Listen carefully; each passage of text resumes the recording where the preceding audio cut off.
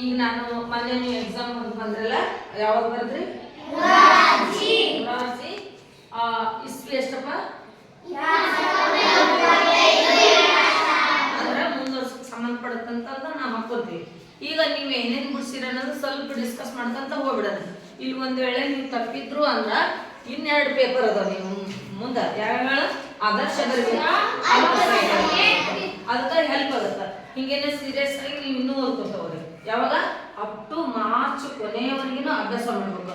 ಬರ್ದೀನಿ ಅಂತ free birds ಆದ್ರೆ ಅಂದ್ರೆ ನೀವು ಬರ್ಡನ್ ಆಗೋದು ಗ್ಯಾರಂಟಿ. ಹಾಗಾದ್ರೆ ಈಗ ಒಂದೊಂದು ನಾನು ನೋಡ್ತೀನಿ. ನಿಮ್ಮ ಪ್ರಶ್ನೆ ಪತ್ರಿಕೆಯಲ್ಲಿ ಆ ಪ್ರಶ್ನೆ ಎಲ್ಲೈತಿ ಅನ್ನೋದು ನೀವು ಹುಡುಕಬೇಕು. ಹುಡುಕೊಂಡು ಅದನ್ನ ಟಿಕ್ ಹಾಕೊಡ್ರಿ. ರೈಟ್ ಇದ್ರೆ ರೈಟ್ ಹಾಕೋರಿ, ರಾಂಗ್ ಇದ್ರೆ ಇಂಟು ಇಟ್ಕೊಡ್ರಿ. ನೋಡೋಣ.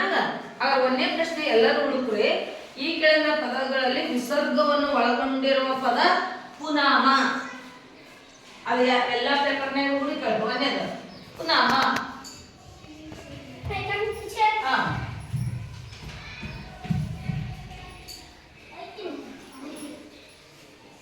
ಪುನಃ ಈಗ ನೋಡ ಅಮ್ಮ ಇದು ಯಾಕೆ ಪುನಃ ವಿಸರ್ಗ ಅನ್ನೋದು ಹೆಂಗ್ ಗೊತ್ತಾಗ್ತದೆ ನಿಮ್ಗೆ?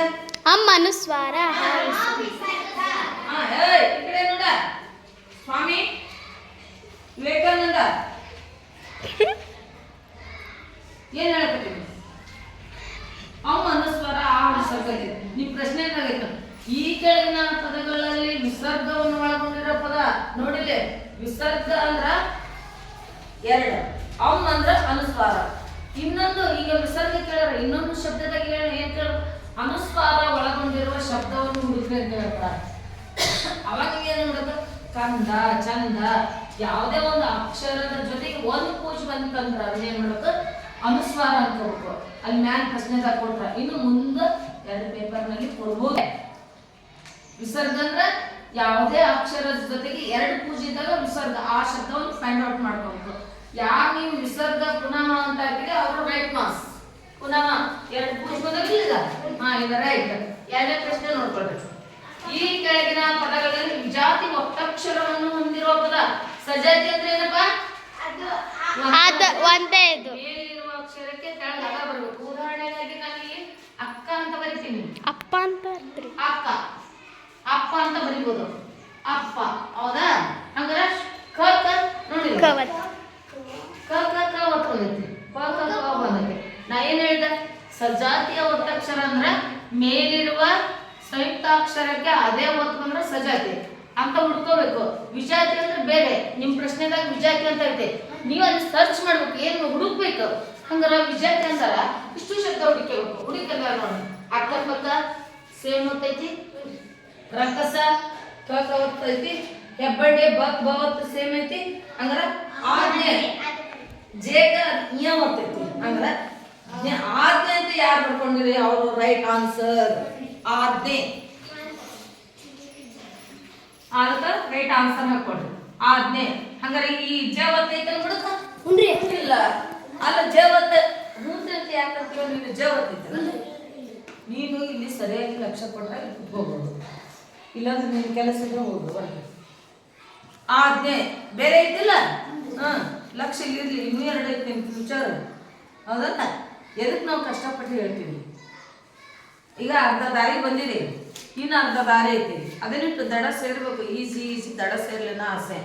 ಇಷ್ಟು ಟಯರ್ಡ್ ಆಗಿ ಎದಕ್ಕೆ ಹೇಳ್ತೀನಿ? ನಿಮಗೂ ಒಂದು ಒಳ್ಳೆ ಶಿಕ್ಷಣ ಸಿಗ್ಲಿಲ್ಲ ಅಂತ. ನೆಕ್ಸ್ಟ್ ಹಾಗಾದ್ರೆ ಅದನ್ನ ರೈಟ್ ಆನ್ಸರ್ ಹಾಕೊಡ್ರಿ. ನಿಮ್ಮ ಪೇಪರ್ನಲ್ಲಿ ನೀವೇನಾದರೂ ಅದನ್ನ ಹಾಕಿದ್ರಿ ಅಂದ್ರೆ ರೈಟ್ ಹಾಕೊಡ್ರಿ, ಇಲ್ಲಂದ್ರೆ ಮುಂದಿನ ಇಟ್ಕೊಳ್ರಿ. ನೆಕ್ಸ್ಟ್ ಮೂರನೇದು, ಗುರುತಿಗಾಗಿ ಹಾಗೂ ವ್ಯವಹಾರದ ಉಪಯೋಗಕ್ಕಾಗಿ ಇಟ್ಟುಕೊಂಡ ಹೆಸರುಗಳು ನಾಮಪದಗಳು ಈ ವಿಧವಾಗಿದೆ. ನಾ ಹೇಳಿದ್ವಿ, ನಾವು ಮಾಡೋ ಒಂದು ಕೆಲಸದ ಮೇಲೆ ನಮ್ಗೆ ಹೆಸರು ಕೊಡ್ತಾರ.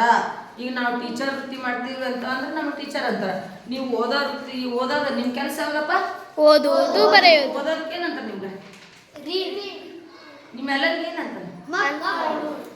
ಹೊರಗನು ಮಕ್ಳು ಅದ ಅವಕ್ಕ ಅನ್ಬೋದು. ಮತ್ತೆ ನೀವು ಓದ್ತೀರಂದ್ರೆ ನಿಮ್ಮ ಮಕ್ಕಳು ತಲೆ ಎಲ್ಲ ಕೊಟ್ಬಿಟ್ಟು ಬರ್ತೀನಿ. ವಿದ್ಯಾರ್ಥಿ ಅಂತಾನ ಯಾರೇ ನಮ್ಮ ಕೆಲಸದ ಮೇಲೆ ನಮ್ಮನ್ನು ಗುರುತಿಸ್ತಾರಂದ್ರ ಅದು ಅನ್ವರ್ತಕ ನಾಮ. ಅಂಕಿತ ನಾಮ ಅಂದ್ರೆ ಇಟ್ಟಂತ ಹೆಸರು. ಈಗ ನಿಮ್ಗ ನಮ್ಗ ಹೆಸರು ಕೊಂಡು ಕರೀತಾರಲ್ಲ ಅದು ಅಂಕಿತ ನಾಮ. ಈಗ ಪುಟ್ಟಿ ಹಣಿಯರು, ನೇಕಾರು, ಟೀಚರು, ಲಾಯರು, ಬ್ಯಾಂಕ್ನರು, ಪೋಸ್ಟ್ ಮ್ಯಾನು, ಇನ್ನೇ ಇತರೆ ಹೆಸರುಗಳನ್ನು ಕರೀತಾರ ನಮ್ಗ ಅಂದ್ರ ಅದು ಅನ್ವರ್ಥಕ ನಾಮ. ಓಯ್ ಯಾವ್ದದ ರೈಟ್ ಯಾವ್ದದ ಮೂರನೇದು ಹೌದಲ್ಲ? ಮೂರನೇದಕ್ಕೆ ಆಪ್ಷನ್ ಏನದ? ಅನ್ವರ್ಥಕ ನಾಮ ಅನ್ನೋದ್ರಾಗ 4 ಅಂತ ಐತಿ. ನೀವು ಅನ್ವರ್ಥಕ ನಾಮ ಅಂತ ಹೇಳ್ಕೊಳ್ರಿ, D1 ಬಂದ್ರೆ ಕರೆಕ್ಟ್ ಆಗ್ತಾರೆ. ನೆಕ್ಸ್ಟ್, ಕಾಂಚನ ಸುಂದರ ಹುಡುಗಿ ಈ ವಾಕ್ಯದಲ್ಲಿ ಅಡ್ಡಗೆರೆ ಎಳೆದ ಪದದ ವ್ಯಾಕರಣಾಂಶ. ಯಾಕೆ ಗುಣವಿಶೇಷಣ? ಸುಂದರ ಬಂತ. ಈಗ ನೀವು ಇನ್ನೊಂದು ತಲೆಗೆ ಇಟ್ಕೋಬಹುದು. ಇವತ್ತು ಇದನ್ನ ಕೊಟ್ರು, ನಾಳೆ ಇನ್ನೊಂದು ಬೇರೆ ಹೆಸರು ಕೊಡ್ಬೋದು. ಮಲ್ಲ ಇನ್ನೊಂದು ಬೇರೆ ಹೆಸರು ಕೊಡ್ಬೋದು. ಬೇರೆ ಹುಡುಗಿದರ ಕೊಡ್ಬೋದು, ಹುಡುಗಂದರ ಕೊಡ್ಬೋದು. ಅವನು ಬಲಶಾಲಿ ಅಂತ ಕೊಡ್ಬೋದು, ಅವನು ಕ್ರೂರಿ ಅಂತ ಕೊಡ್ಬೋದು. ಒಟ್ಟಾರೆ ಆ ವಾಕ್ಯದಲ್ಲಿ ಆ ವ್ಯಕ್ತಿ ಬಗ್ಗೆ ಗತ್ತು ಹೊಡಿತೈತಲ್ಲ, ಆ ಶಬ್ದ ನೀವು ಗುಣ ವಿಶೇಷಣ ಅಂತ ತಗೋಬಹುದು. ಕಾಂಚನ ಸುಂದರ ಹುಡುಗಿ, ಸುಂದರವಾದ ಹುಡುಗಿ, ಸುಂದರ ಹುಡುಗಿ ಅಂದ್ರೆ ಅಲ್ಲಿ ಅದನ್ನ ಡಿಸ್ಕ್ರೈಬ್ ಮಾಡ್ತೈತಲ್ಲ, ಅದನ್ನ ಹೈಲೈಟ್ ಮಾಡ್ತೈತಲ್ಲ, ಅದಕ್ಕೆ ನಾವು ಗುಣ ವಿಶೇಷಣ ಅನ್ಬೇಕು. ಹೌದಲ್ಲ? ಗ್ರಾಮರ್ ಪಾಯಿಂಟ್ ನಲ್ಲಿ ಬರ್ತೈತಿ ಕನ್ನಡ ವ್ಯಾಕರಣದಲ್ಲಿ. ಹಂಗಾರೆ ಗುಣ ವಿಶೇಷಣ ಯಾರು ಹಾಕೊಂಡ್ರೆ ರೈಟ್. ಗುಣ ವಿಶೇಷಣ ಅಂತ ಬರ್ಕೊಂಡ್ರೆ ಅದಕ್ಕ ಅದ್ರ ನಾಮಪದ ಅಂದ್ರೆ ಇಟ್ಟಂತ ಹೆಸರು. ನೋಡಿಲೆ ಎಲ್ಲ ದಯವಿಟ್ಟು ಲಕ್ಷ್ಯ ಈ ಕಡೆ ಕೊಡ್ರಿ. ನಾನೇನಿಲ್ಲ ಡ್ಯಾನ್ಸ್ ಮಾಡಕತ್ತೀನಿ, ನನ್ ಸಂಕ್ ನನಗ, ನಿಮ್ ಸಂಕ್ ನಿಮ್ಗ. ಮತ್ ಮುಂದಿನ ಪೇಪರ್ನ ನಿಮ್ಗೆ ಏನಾರ ಡೌಟ್ ಬರಬಾರ್ದು ಅನ್ನೋ ಉದ್ದೇಶಕ್ಕೆ ಕೇಳಕತ್ತೀನಿ ನಾನು. ನಾಮಪದ ಅಂತ ಈಗ ನೋಡು, ಇದರಲ್ಲಿ ನಾಮಪದ ಗುರುತಿಸ್ರಿ ಅಂದ್ರೆ ಇಟ್ಟಂತ ಹೆಸರು. ನಾಮಪದ ಅಂದ್ರೆ ಅಂದ್ರೆ ಅವನು, ಅಲ್ಲಿ ಒಬ್ಬ ಹೆಸರು ಕೊಟ್ಟಿರ್ತಾರಲ್ಲ ಅವನು ಅಂತ ಕೊಡೋದು, ಒಬ್ಬ ಹುಡುಗಿ ಹೆಸರು ಕೊಡ್ತಾರ ಅಲ್ಲಿ ಅವಳು ಅಂತ ಕರೀಬೋದು. ಅವ್ ನಾವು ಸರ್ವನಾಮ ಗೊತ್ತಾದ? ಹಂಗಾರೆ ಇಲ್ಲಿ ನೋಡು ಗುರು ಏನಂದ್ರ ಕಾಂಚನ ಸುಂದರ ಹುಡುಗಿ ಗುಣ ವಿಶೇಷಣ ಅಂತ. ಈಗ ಸಂಧಿ ಬಂತು. ಬೆಟ್ಟದ ಅವರೆ ಈ ಪದವನ್ನು ಬಿಡಿಸಿದಾಗ ಬೆಟ್ಟ ಪ್ಲಸ್ ತಾವರೆ ಯಾರು ಹಾಕಿದ್ರೆ ಅದಷ್ಟ ತಪ್ಪು. ಬೆಟ್ಟ ಪ್ಲಸ್ ತಾವರೆ, ಬೆಟ್ಟ ಪ್ಲಸ್ ತಾವರೆ ಇದಿದ್ದು ಬೆಟ್ಟದ ಅವರೆ ಆಗುತ್ತದೆ. ಬೆಟ್ಟ ಪ್ಲಸ್ ದಾವರೆ ಸಾಕು. ಅದನ್ನ ಬಿಡಿಸಿದಾಗ ಕೂಡಿಸಿ ಬಂದಾಗ ಬೆಟ್ಟದ ಅವರೆ. ನೋಡಿಲಿ ನೋಡಿಲಿ ಬೆಟ್ಟದ ಅವರೆ ಇದನ್ನ ಹಾಕ್ಬೇಕು ನೀವು. ಯಾರ ಈ ಸಂಧಿಗಳಿಗೆ ಆದೇಶ ಸಂಧಿ ಅಂತ ಹೇಳಿದ್ನಿಲ್ಲ. ಕಚಟ ತಪ್ಪಗಳಿಗೆ ಆದೇಶ ಹೋಗುತ್ತಂತ ಹೇಳಿದ್ನಿಲ್ಲ ನಾನು. ಹಾಗಾದ್ರೆ ಬೆಟ್ಟದ ಅವರೆ ಬಿಡಿಸಿ ಬರೆಯೋದು ಬಗನ ಇದನ್ನು ಕೊಟ್ಟುಬಿಟ್ಟು ನಿಮ್ದು ಬಿಡಿಸಿ ಬರಿ ಅಂತ ಹಿಂಗ್ ಬರೀಬೇಕಿರ್ತಾರ. ಅವ್ರು ಆಲ್ರೆಡಿ ಬಿಡಿಸ್ಯಾರ, ನಿಮ್ಗ ಕೂಡ್ಸಿ ಬರ್ದನ್ನು ಹುಡುಕ್ತಿರ್ತಾರ. ಮೇಲೆ ಅವ್ರು ಬಿಡಿಸಿ ಬರ್ದಾರಿಲ್ಲ,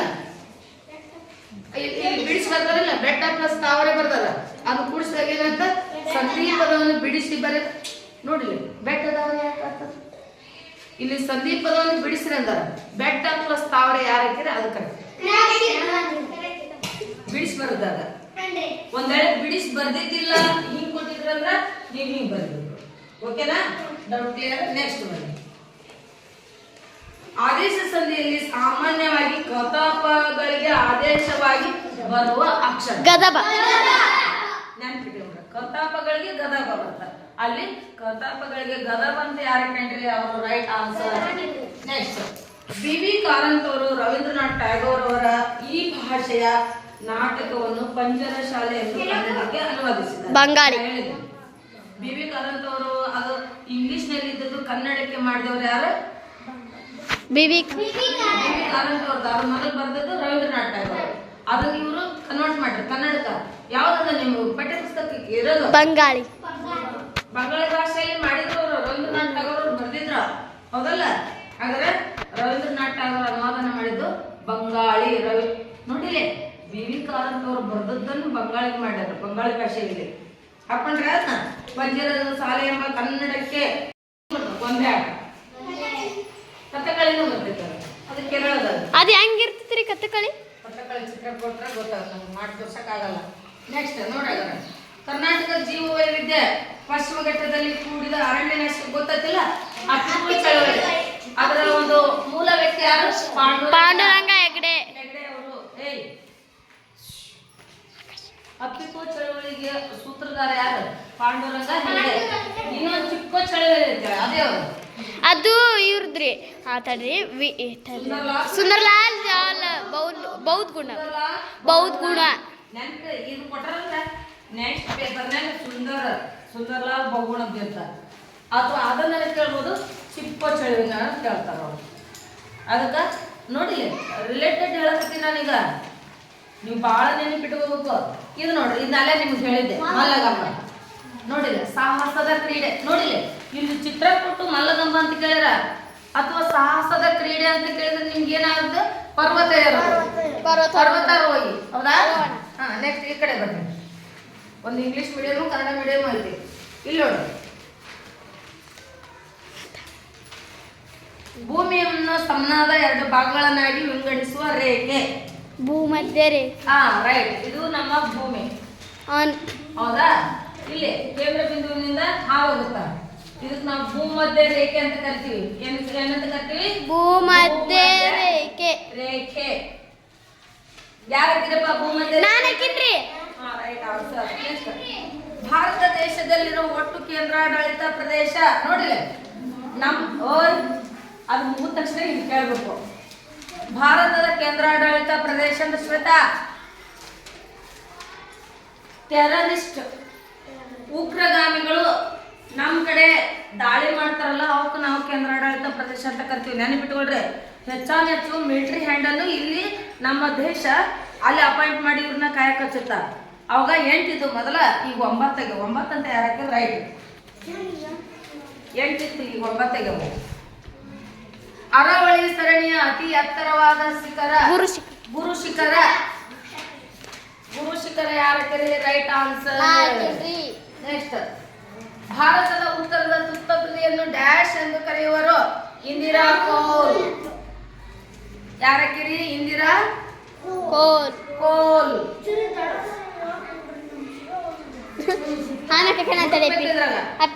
ಇಂದಿರಾ ಕೋಲ್. ಆಮೇಲೆ ನೋಡ್ಕೊಳ್ಳಿ, ಭಾರತದ ಏಷ್ಯಾ ಖಂಡದ ಯಾವ ಭಾಗದಲ್ಲಿದೆ? ದಕ್ಷಿಣ. Right answer. ಕರ್ನಾಟಕ ರಾಜ್ಯದ ಈಗಿನ ಮುಖ್ಯಮಂತ್ರಿ ಸಿದ್ದರಾಮಯ್ಯ. ಶ್ರೀ ಸಿದ್ದರಾಮಯ್ಯ. ಅಲ್ಲ ಶ್ರೀಯುತ ಅನ್ಬೇಕಲ್ಲ, ಅಲ್ಲಿ ಏನ್ ಕೊಟ್ರ ಆಪ್ಷನ್ ಆಗ್ಬೇಕು ಶ್ರೀ ಸಿದ್ದರಾಮಯ್ಯ. ಹೇಳಿದ್ನಿಲ್ಲ ಅದನ್ನ ಹೇಳಿ ಕಳ್ಸಿ ನಾನು ಹಿಂಗೆ ಕೇಳ್ಬೋದು ಇವ್ರ ಅಂತ ಹೇಳಿ ಅದೇ ಬಿದ್ದೈತಿ ನೋಡಿ. ಹೇಳಿದ್ವಿ 75% ನಿಮ್ಗೆ ಏನು ಎಚ್ಚರಿಕೆ ಕೊಟ್ಟಿದ್ದೀನಲ್ಲ ಅವನ್ನ ಕೇಳ್ಯಾರ ಅವರು. ಇದನ್ನ ಯಾರು ಗಮನದಲ್ಲಿ ಇಟ್ಟುಕೊಂಡ್ರು ಅವ್ರ ಗ್ಯಾರಂಟಿ ಸಕ್ಸಸ್. ಬ್ಯಾಂಕ್ಗಳಿಂದ ಹಣಕಾಸು ಸೌಲಭ್ಯವನ್ನು ಪಡೆದು ಆಧುನಿಕ ಕೃಷಿ ಯಂತ್ರಗಳನ್ನು ಖರೀದಿಸಿ ಬೆಳೆದ ಬೆಳೆಗಳನ್ನು ಉಗ್ರಾಣದಲ್ಲಿ ಸಂಗ್ರಹಿಸಿ ಉತ್ತಮ ಬೆಲೆ ಇದ್ದಾಗ ಮಾರಾಟ ಮಾಡುತ್ತಾರೆ. ನೋಡ್ರಿ, ಬ್ಯಾಂಕ್ಗಳಿಂದ ಸಾಲ ತಗೊಂಡು ಒಕ್ಕಲ್ತನ ಮಾಡ್ತಕ್ಕಂಥ ಟ್ಯಾಕ್ಟ್ರಿನೋ ನೇಗಿಲನೋ ಕುಂಟಿಗಳನ್ನು ತಗೊಂಡು ಅದರಿಂದ ಒಕ್ಕಲ್ತನ ಮಾಡಿ ಬಂದಂಥ ಬೆಳೆಗಳನ್ನು ಅವ್ರು ಆಗ ಮಾರಲ್ಲ, ಲಾಸ್ಟ್ ಟೈಮ್ ನಮ್ಗೆ ಹೆಚ್ಚು ರೇಟ್ ಬಂದಾಗ ಮಾರ್ತಾರ ಅಂತೇಳಿ ಒಂದು ಕಡೆ ಗುದಾಮ್ನಾಗ ಹಚ್ತಾರ. ಇಂಥವ್ರಿಗೆ ಏನಂತೀರಪ್ಪ ನೋಡ್ರಿ, ಸ್ವಲ್ಪ ಹೊಲ ಇದ್ದಾರೆ ಇದು ಮಾಡ್ತಾರನ ತೊಗೊಳಕ್ಕೆ ಸಾಧ್ಯ ಆಗತ್ತನ? ಆಮೇಲೆ 2 ಎಕರೆ ಹೊಲ ಇದ್ರೆ ಮಾಡೋಕ್ಕಾಗತ್ತನ? ಬೇರೆ ಮಂದಿ ಹೊಲ ದುಡಿತಾರಲ್ಲ ಅವ್ರಿಗೆ ಮಾಡೋಕ್ಕಾಗತ್ತನ? ಅಂದ್ರೆ ದೊಡ್ಡ ಕೃಷಿಕರು ಅಂತ ನಾವು ಅಂದ್ರೆ ಹೊಲ ಭಾಳ ಇರ್ತೈತಿ. ದೊಡ್ಡ ಕೃಷಿಕರು ಅಂದ್ರೆ ಅವ್ರಿಗೆ 10 ಕೂರ್ಗಿನೋ 20 ಕೂರ್ಗಿನೋ ಇರ್ತಾರ. ಸಣ್ಣ ಕೃಷಿಕರು ಅಂದ್ರೆ 1 ಎಕರೆ 2 ಎಕರೆ ಹೊಲ ಇರ್ತಾವ್ರು ಸಣ್ಣ ಕೃಷಿಕರು ಆಗ್ತಾರ. ಏನಿಲ್ಲದಾರು ಕೃಷಿ ಕಾರ್ಮಿಕರು ಅಂತ ಆಗ್ತಾರ, ಹೌದಲ್ಲ? ದೊಡ್ಡ ಕೃಷಿಕರು ಮಾತ್ರ ಈ ಕೆಲಸ ಮಾಡಕ್ಕೆ ಸಾಧ್ಯ. ರೈಟ್ ಆನ್ಸರ್ ದೊಡ್ಡ ಕೃಷಿಕರು. ಜೋಳ, ಕಡಲೆ, ದ್ರಾಕ್ಷಿ, ಕಬ್ಬು, ಸಜ್ಜೆ ಮತ್ತು ಗೋಧಿ ಬೆಳೆಗಳನ್ನು ಈಗಿನ ಯಾವ ಜಿಲ್ಲೆಯ ಪ್ರಮುಖ ಬೆಳೆಗಳಂದ್ರೆ ವಿಜಯಪುರ. ಇಷ್ಟು ವಿಜಯಪುರ ಜಿಲ್ಲೆಗೆ ನೋಡಿಲ್ಲ. ವಿಜಯಪುರ ಅಂದ್ರೆ ಹೊಸಪೇಟೆ ಗೊತ್ತೈತಿಲ್ಲ? ಬಿಜಾಪುರಕ್ಕೆ ವಿಜಯಪುರ ಅಂತೀವಿ. ಬಿಜಾಪುರ ಜಿಲ್ಲೆಯಲ್ಲಿ ಈ ಎಲ್ಲ ಬೆಳೆಗಳನ್ನು ಒಂದೊಂದು ಕಡೆ ಬೆಳೀತಾರ. ಅಂದ್ರೆ ಒಂದೊಂದು ತಾಲೂಕಿನಲ್ಲಿ ಒಂದೊಂದು ಬೆಳೆ ಬೆಳೀತಾರ. ನೀವು ಕೆಲವೊಂದು ಬೆಳೆಗಳನ್ನು ನೋಡಿರಲ್ಲ, ನೀವು ಕೇಳಿ ತಿಳ್ಕೊಬೇಕಾಗತ್ತ. ಇಲ್ಲಿ ನೋಡಿ, ರಹಿಮಾನ್ ಒಂದೇ ಕೃಷಿ ಜಮೀನಲ್ಲಿ ವರ್ಷಕ್ಕೆ 2-3 ಬೆಳೆಗಳನ್ನು ಬೆಳೆಯುತ್ತಾನೆ. ಇದು ಕೃಷಿಯ ಯಾವ ವಿಧಾನ ಹೇಳಿನ? ಸಾಂದ್ರ ಬೇಸಾಯ. ತಗೊಂಡ್ರೆ ರೈಟ್ ಆನ್ಸರ್.